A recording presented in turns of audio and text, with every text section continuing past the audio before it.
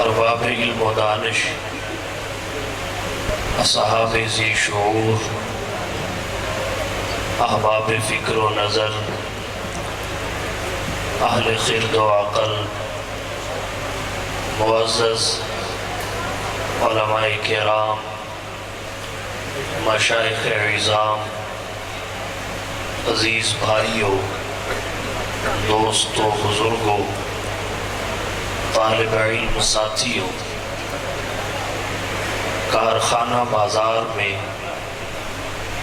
انجمن مدنیہ حنفیہ اور مرکزی علماء کونسل پاکستان کے باہمی اشتراک سے 60ویں سالانہ شہادت کانفرنس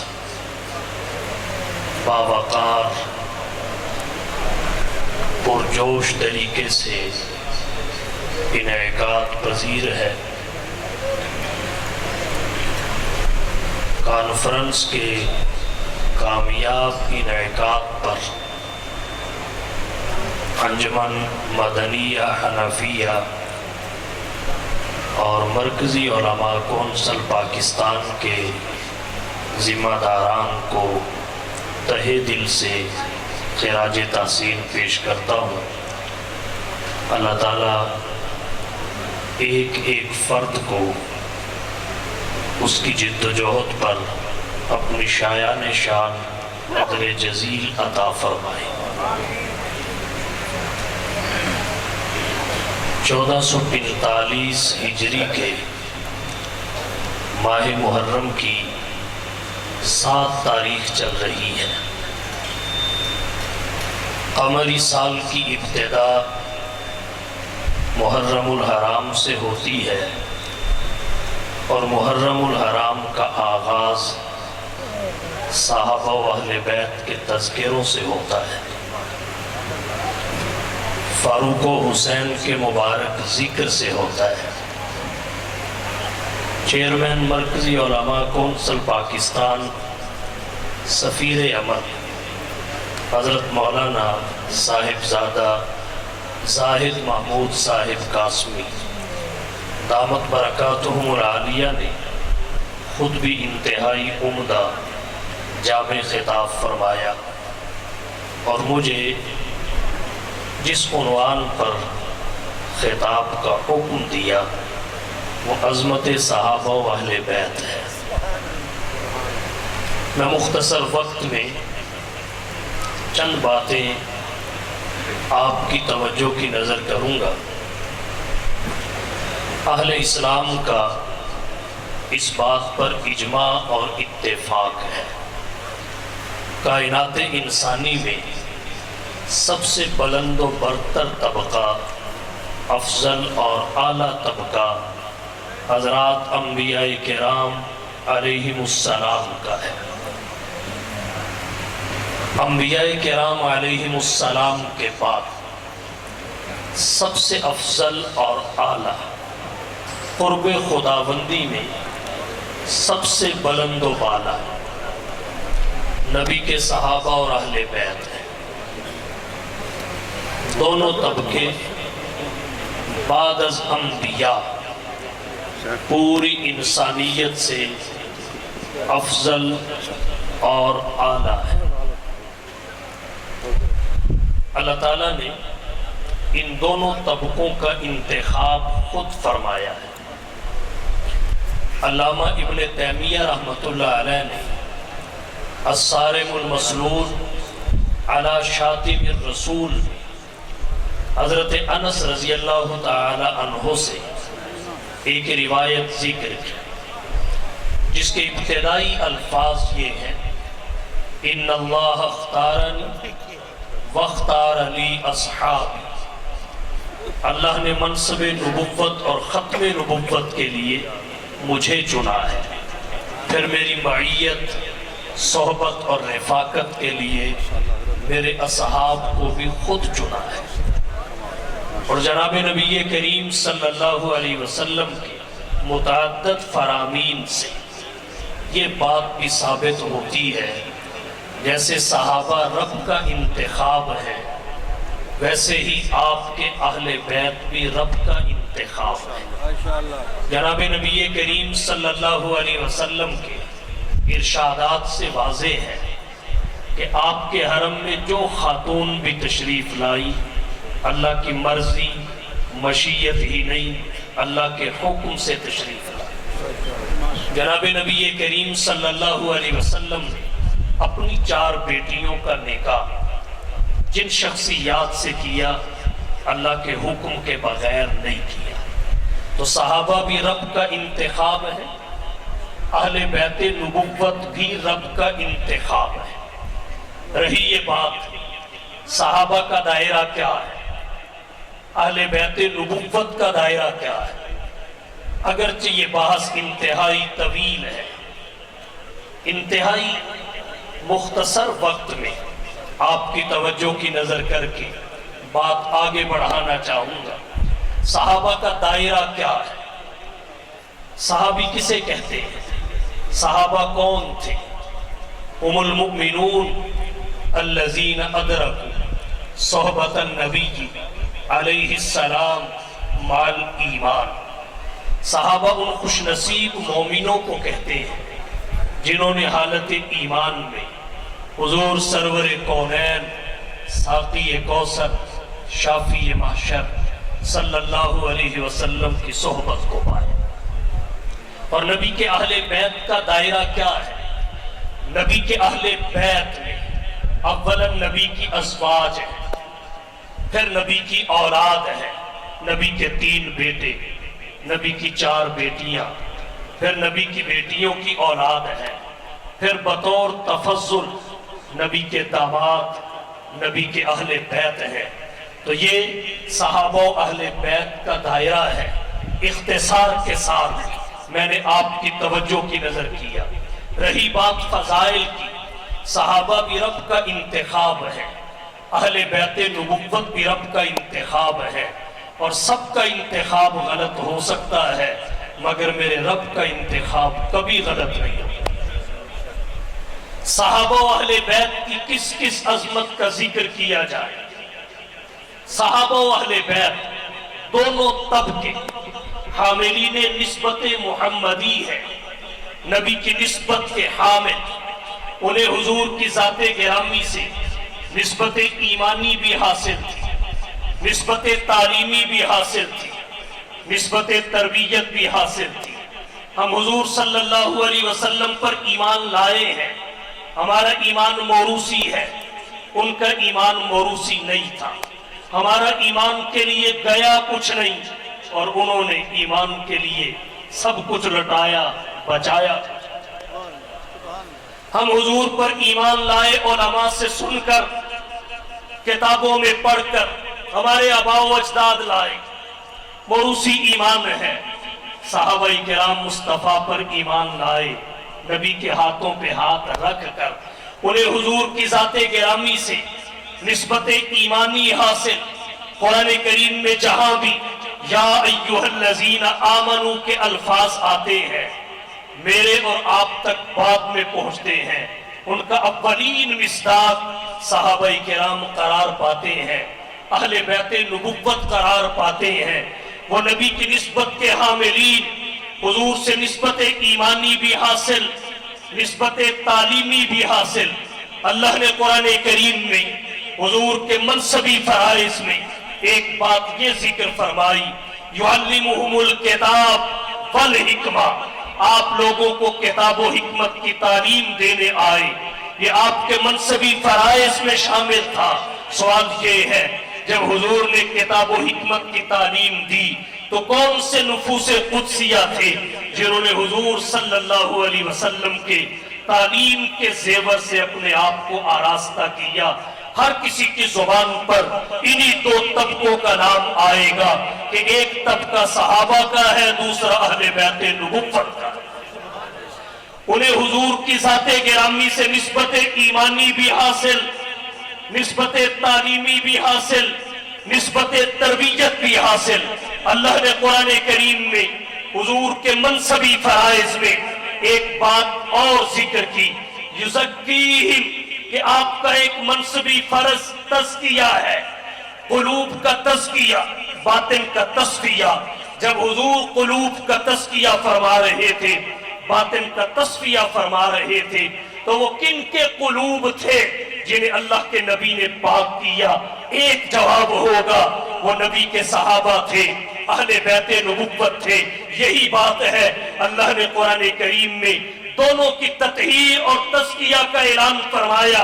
اہل بیت نبوت کے لیے فرمایا انما یرید اللہ لیذہب عنکم الرجس اہل البیت ویطہرکم تطہیرا. اور نبی کے صحابہ کے لیے فرمایا اولئک الذین امتحن اللہ قلوبہم للتقوی لہم مغفرہ واجر عظیم. یہ وہ لوگ ہیں جن کی فقط جسمانی صلاحیتوں کا ہی اللہ نے امتحان نہیں لیا، بلکہ ان کی روحانی صلاحیتوں کو بھی جانچا ہے، ان کی روحانی صلاحیتوں کو بھی پرکھا ہے. ان کے ظاہر کو ہی نہیں دیکھا، ان کے باطن کو بھی دیکھا ہے. اولئک الذین امتحن اللہ قلوبہم للتقوی. پھر اللہ نے فرمایا لہم مغفرہ، ان کے لیے مغفرت ہے، واجر عظیم، اور بڑا اجر ہے. کہیں فرمایا لیکن اللہ حبب الیکم الایمان وزینہ فی قلوبکم وکرہ الیکم الکفر والفسوق والعصیان اولئک هم الراشدون. صحابہ کرام کو خطاب کر کے کہا لیکن اللہ حبب الیکم الایمان. اے صحابہ کرام کی مقدس جماعت، اللہ نے تمہارے لیے ایمان کو پسند فرمایا ہے.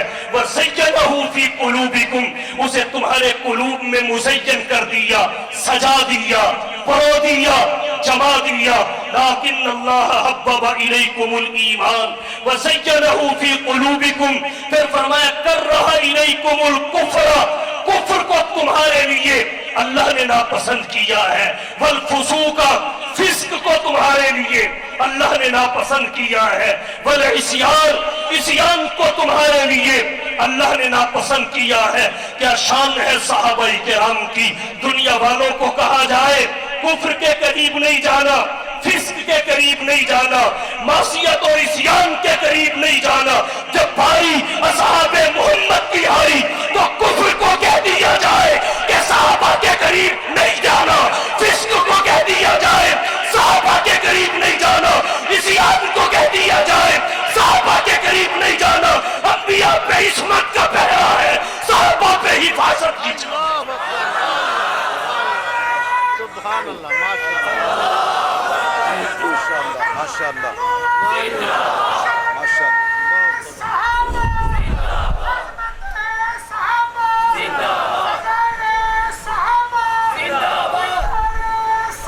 صحابہ کے لیے بھی قرآن تطہیر کا ذکر کرتا ہے، تزکیہ کا ذکر کرتا ہے. اہل بیت کے لیے بھی تطہیر کا ذکر کرتا ہے.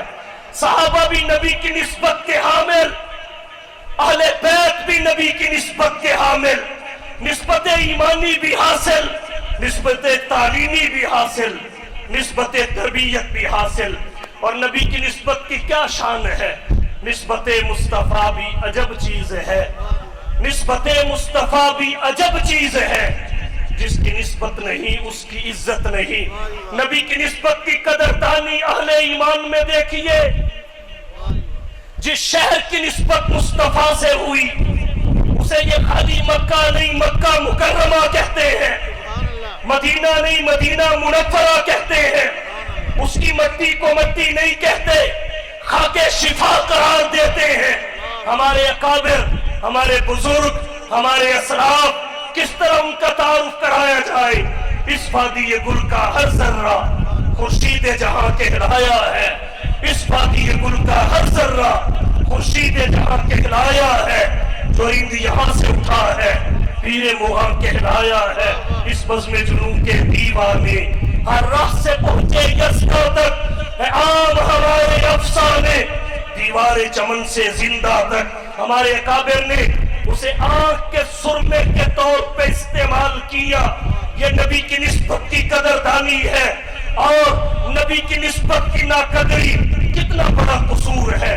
حضرت مولا علی قاری حنفی رحمہ اللہ نے مرقات المفاتیح شرح مشکات المصابیح میں لکھا ہے کہ ایک شخص نے کدو کو ناپسند کیا. قاضی القضات حضرت امام ابو یوسف رحمہ اللہ نے تلوار سونپ لی اور فرمایا جدد الایمان وَإِلَّا لَأَقْتُلَنَّكَ، جلدی سے ایمان کی تجدید کیجئے مگر نہ گردن بدن سے جدا کر دوں گا. تم نے نبی کی پسندیدہ سبزی کو ناپسند کیا ہے. اہل ایمان تو اس کا نام شرافت کے سیگے کے بغیر نہیں لیتے، اسے خالی کدو ہی نہیں کدو شریف کہتے ہیں. یہ نبی کی نسبت کی قدردانی ہے اور نبی کی نسبت کی ناقدری بہت بڑا قصور ہے.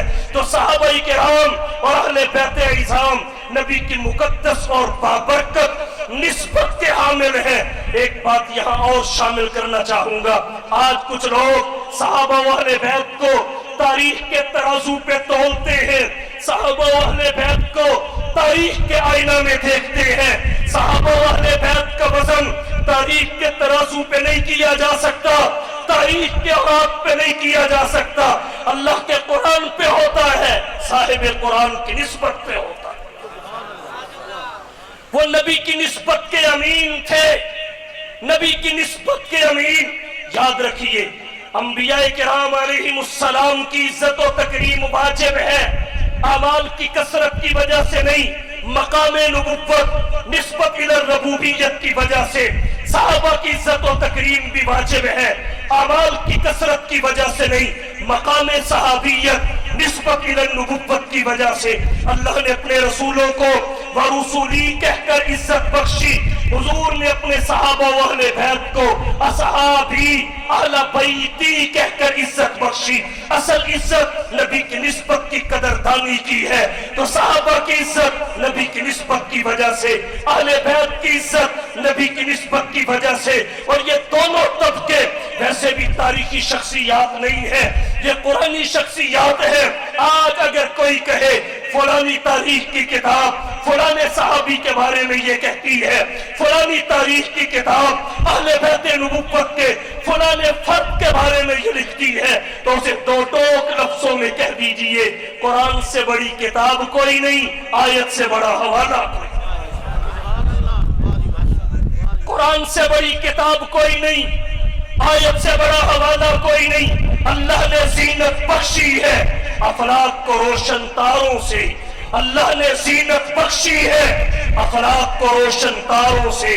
اسلام نے عصمت پائی ہے محبوب خدا کے یاروں سے. ہوتے ہیں خفا ان سے کیوں، پوچھو تو ذرا اغیاروں سے. تعریف صحابہ ثابت ہے قرآن کے 30 پاروں سے. صحابہ کرام کو کثرت عمل کے ترازو پہ بھی نہیں تولا جا سکتا، اہل بیت نبوت کو کثرت عمل کے ترازو پہ بھی نہیں تولا جا سکتا، نسبت کے ترازو پہ تولے جاتے ہیں. حالانکہ اعمال شریعت کو مطلوب ہے، نجات کامل کے لیے ضروری ہے، رفع درجات کا باعث ہے، لیکن اس کے باوجود صحابہ کو کثرت عمل کے ترازو پہ نہیں تولا جاتا. این ممکن ہے عمل کی ظاہری گنتی میں غیر نبی نبی سے بھی بڑھ جائے. جیسے حضور نے فقط ایک حج کیا، امت میں ہر سال حج کرنے والے موجود ہیں، لیکن کس کی مجال کہ آقا کے برابر آئے. میں نے اس ذات پہ کہنے کی جسارت کی ہے، میں نے اس ذات پہ کہنے کی جسارت کی ہے جس کے رتبے کی فرشتوں نے شہادت دی ہے. اور کس کی ہمت میرے آقا کے برابر آئے، میرے آقا نے تو نبیوں کی امامت کی ہے.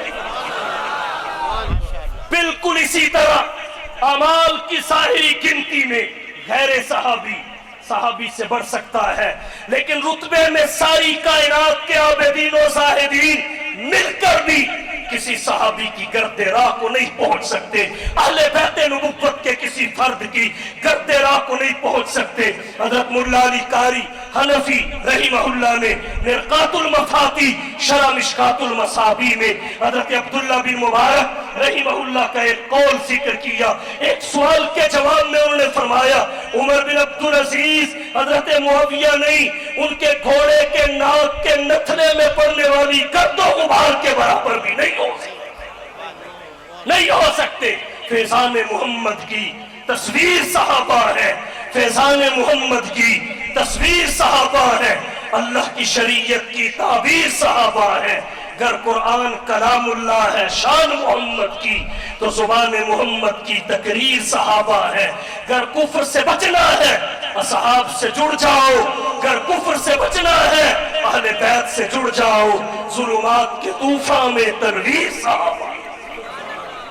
صحابہ و اہل بیت نبی کے پسندیدہ دونوں کے دونوں، نبی کے دین کے اولین اوامر و نواہی کے اولین مخاطب، نبی کے دین کے محافظ، نبی کے دین کے ناقل.